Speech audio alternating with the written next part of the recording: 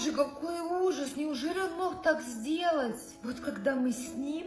Что вы с ним? Да нет, ничего. Просто я хотела сказать, что пока ты с нами, мы тебя всегда поддержим и будем рядом. Да и правда, чего это я?